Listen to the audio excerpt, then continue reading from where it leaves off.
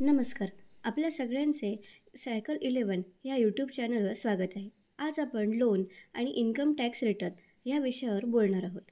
आपण बँकेत लोन घेण्यासाठी जातो.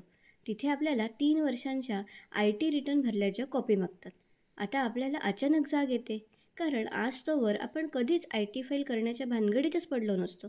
मग IT फाईल वेळेवर न भरल्याने आपल्याला टॅक्स, व्याज, पेनॉल्टी, लेट फी, दंड इत्यादी असा 3 वर्षांचा एकदम भुर्दंड भरावा लागतो.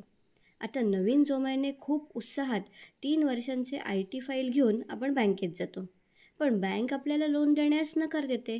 असे का होते?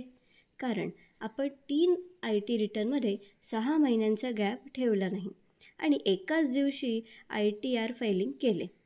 मग त्या वर्षांच्या मुदतीत आपण IT रिटर्न भरले नाही, म्हणून बँक आपल्याला लोन देण्यास नाकारते.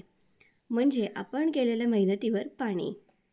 ह्यावरून आपल्याला असे समजले की ज्या वेळेस आपल्याला बँकेतून लोन हवे असते त्यावेळेस ITR फाईल काढून घेण्यापेक्षा नियमितपणे दरवर्षी दिलेल्या मुदतीत IT फाईल करणे गरजेचे आहे.